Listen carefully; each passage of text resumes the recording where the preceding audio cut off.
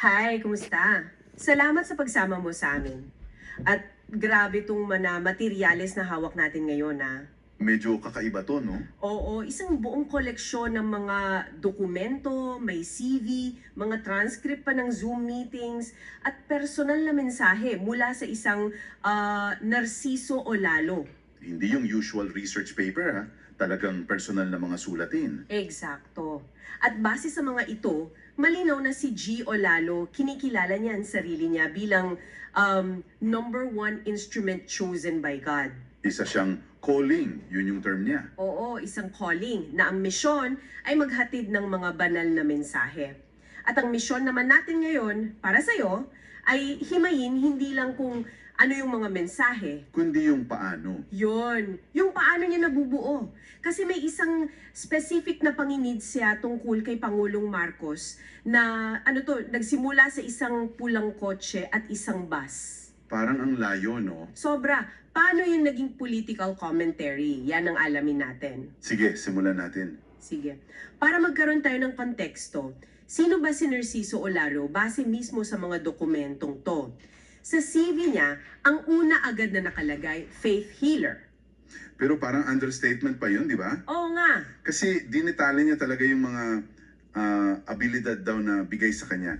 Nariyan yung pagpapagaling gamit lang ang boses, Wow. paghula sa mga mangyayari sa hinaharap, Mm. at ito yung medyo matindi. Yung kakayahang makita ang mga kasalanan ng isang tao. Kahit patay na, nabasa ko yan. Oo, kahit patay na. Pero sa lahat ng yon, may isang bagay siyang inuulit-ulit. Parang non-negotiable sa kanya. Yung hindi siya tumatanggap ng bayad. Eksakto. Ni isang sentimo raw. Lahat daw yun, libre. Kasi utos. At sa tingin ko, yun yung mahalaga sa pagbuo ng credibility niya sa mga followers niya. Makes sense. Hindi ito negosyo, kundi misyon. Tama. Okay, so malinaw yon. Pero may isang bagay na medyo naguluhan ako. Sa isang dokumento, nilinaw niya, hindi raw siya propeta. Hmm. Karaniwan, yun yung term na alam natin, di ba? So, kung hindi siya propeta, ano siya? Dito na pumapasok yung unique na term na ginagamit niya. Yung calling. Ah, yun pala yun. Oo. Ayon sa kwento niya, tinanong niya raw mismo sa Diyos, ano po ba ako? At ang sagot daw, yun na nga, calling. So, anong interpretasyon niya doon? Ang interpretasyon niya, hindi siya yung source, kumbaga, siya yung telepono. Okay. Kapag may gustong sabihin ng Diyos, siya yung tinatawagan para i-relay yung message. Ah, gets. So, mas passive yung role. Parang taga-receive lang ng tawag. May certain humility sa term na yun, no? Oo, kahit na kasabay nito yung claim na siya yung number one instrument. Interesting yung contrast. Totoo. At para magkaroon ng structure, may pundasyon. Siya na binalangkas niya sa isang mensahe. Tatlong bagay lang daw ang kailangan ng Diyos. Tinawag niyang three-piece. Ano yung three-piece na yan? Una, pagsisi sa lahat ng kasalanan. Pangalawa, pagbabago. Okay, pagsisi, pagbabago. At pangatlo, at baka itong pinaka-importante sa usapan natin, lubos kasi kung wala yung paniniwala sa kanya, parang walang bisa yung mga susunod na mensahe. Okay, so yan pala yung framework niya. Siya yung calling, ang pundasyon ay yung three-piece. Pero ang pinaka-fascinating talaga ay kung paano niya to ginamit sa isang very specific na sitwasyon. At very political. Oo, yung vision niya tungkol kay Pangulong Marcos. Ito na nga, may petsa pa, Agosto 25, 2025. Nakasulat sa isang transcript na may gumugulo raw sa isip ni Olalo noon. Isang particular na tanong, no? Oo, isang tanong para sa Diyos. At ang tanong na yun ay tungkol sa isang aksyon ni Pangulong Bongbong Marcos, tama? Yung paglalampad niya ng diumano'y korupsyon sa isang flood control project. Yun, malaking issue yun. So ayon sa salay-sayan niya, habang iniisip niya yung tanong na yan, ano po ang ibig sabihin nito? Bigla daw siyang inantok. Nakaidlip. Oo, nakaidlip habang nakaupo. Hindi mahimbing, idlip lang. At sa maikling idlip na yun, doon dumating yung sagot. Pero hindi salita. Isang pangitin. Ano raw yung eksaktong nakita niya? Sobrang simple. Halos parang ordinaryong panaginip. Nakita niya raw ang sarili niya nakatayo sa isang kalsada. Okay. Halos lumipad daw sa tulin. Pulang kotse. Sinundan niya ng tingin, tapos sa dikalayuan, may nakaparadang bus. Isang bus? Nakita niya yung pulang kotse, lumiko sa likod ng bus, at pagkatapos nun, nawala na. Nagtago. Nagtago sa likod ng bus at doon na siya nagising. Teka, yun na yun? Yun lang. Tapos ang vision. Isang mabilis na pulang kotse na nagtago sa likod ng bus. Parang ang layo niya nan sa tanong niya tungkol sa isang national issue, di ba? Paano mo i-connect yan? Yan nga yung fascinating part. Kasi dito pumapasok yung sinasabi niyang power of mind. Yung nasa CV niya. Oo, yung power of mind para i-interpret yung mga simbolo. At yung prosesong to, tinuturo rin daw niya sa mga followers niya. Hinihimay niya bawat piraso. Sige, himayin natin. Saan tayo magsisimula? Sa kotse? Unahin natin yung pulang kotse. Ayon sa interpretasyon niya, yung kotse, Si Pangulong Marcos? si Pangulong Marcos mismo. Medyo straightforward yon. Pula, kulay ng partido niya noong kampanya. Akala mo lang. Kasi may layers. Hindi lang daw yung tungkol sa identity. Yung kulay pula raw para sa kanya ay simbolo rin ng isang emosyon. Galit. Galit.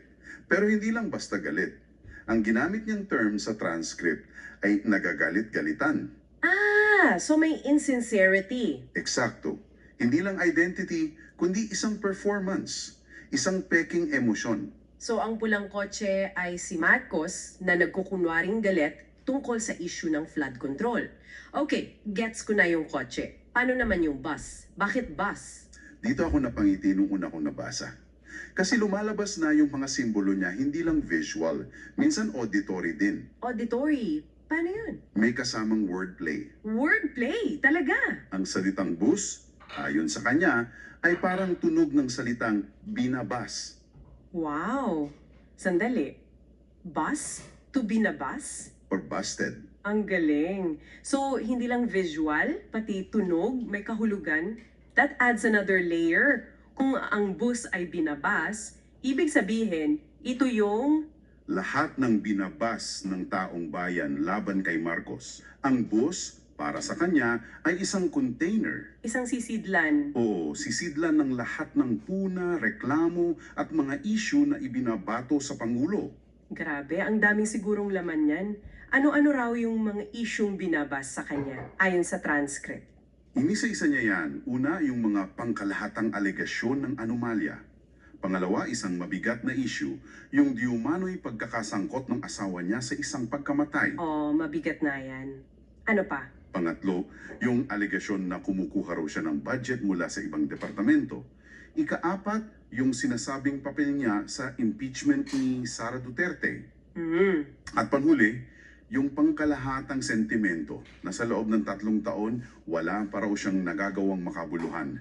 Lahat yan, siksik sa loob ng bus. Okay, so we have the car, si Marcos na naggagalit-galitan, at yung bus, puno ng public criticism, malinaw na yung dalawang simbolo. Ngayon, yung action, yung pagtago ng kotse sa likod ng bus, anong ibig sabihin nun? Ito na yung aha moment ng buong interpretasyon. Kapag takpan yung laman ng bus, Para ilihis ang atensyon ng publiko. tama. Sa transcript, ginamit niya ang salitang patibong. Isang patibong daw ito para bumango ulit ang pangalan niya, lalo na't papalapit na ang eleksyon. Para siyang naghuhugas kamay, isang preemptive move. Pwede niyang sabihin na ako ang unang nagbunyag niyan. Ba't ako madadamay dyan? Yun daw yung buong master plan sa likod ng simpleng panghitaying na yon. Okay, so let's unpack this. Ang buong detalyadong paliwanag na yan, diversion, patibong, paghuhugas kamay, hindi yan direktang sinabi sa kanya. Hindi. Lahat yan produkto ng interpretasyon niya. Tama. At dito niya ipinapaliwanag yung mismong paraan ng pakikipag-usap ng Diyos ayon sa kanya. Hindi raw nagsasalita ng direktahan. Laging may talinghaga. Oo, laging gumagamit ng parabulo. Ang trabaho ng taong pinadalan, gamit yung power of mind, ay i-decode yung mga simbolo at i-connect yon sa orihinal na tanong. At bumabalik na naman tayo doon sa CV niya. Nakalista doon yung power of mind na may abilidad na makita at mailarawan ang kwento. Dito, ginagamit niya yon para basahin ang isang sitwasyong politikal. Eksakto. At ang buong Sa kanya, ang buong pangitain ay ano? Isang pulang kotse at isang bus lang, walang kahulugan. Yun nga. At dito natin pwedeng i-connect pabalik yung three-piece niya, di ba? Oo nga. Yung interpretasyon na to, isang pagsubok sa pangatlong P, yung paniniwala. Pero higit pa dyan, para na rin yung sinasabi na walang tunay na pagsisisi o pagbabago na nangyari sa gobyerno. Isang performance lang ang lahat. Ang galing ng koneksyon. So yung core principles niya, nagiging lente rin para sa kanyang political interpretations. Nagkakabit-kabit lahat. At sa transcript ng Zoom meeting, hindi lang siya basta nagbigay ng sagot, no? Hindi. Sinubukan niyang turuan sila kung paano gawin yung proseso. Parang exercise in critical thinking, pero sa loob ng spiritual framework niya. Paano niya ginawa yun? Tinanong niya muna sila, ano sa tingin ninyo ang koneksyon ng pulang kotse at bus sa panungko?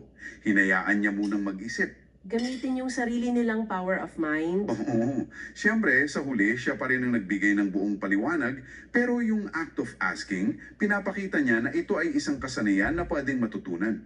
So pag binalikan natin lahat mula sa mga materyales ni Narciso Olalo, nakita natin yung buong proseso.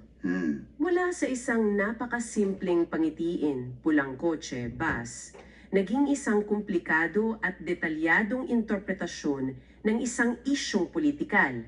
Nasaksihan natin yung buong paglalakbay. Nagsimula sa tanong, dumaan sa simbolikong pangitiin, at nagtapos sa masusing paggamit ng power of mind. Ang buong sistema nakasalalay sa paniniwala sa kanya bilang calling. At bilang panghuling palaisipan para sa iyo na nakikinig, sa mga materyales na ito, aktibong tinuturuan ni Olalo ang kanyang mga tagasunod na mag-isip at mag-interpret para sa kanilang sarili. Hindi one-way street? Oo. So ito ang tanong na maaari mong paglaruan sa iyong isip. Kung ang isang banal na mensahe ay ipinapaabot sa pamamagitan ng isang talinghaga na kailangan pa ng interpretasyon, saan nga ba nagtatapos ang sinasabi ng Diyos? At saan eksaktong nagsisimula ang sariling pag-unawa o marahil ang sariling bias ng taong nag-i-interpret? Maraming salamat sa pakikinig. For more information about Narciso Olalo, please visit his YouTube channel. May mga social media links din si Narciso Olalo tulad ng Facebook, Pinterest, Instagram, Blogger, X, and many more.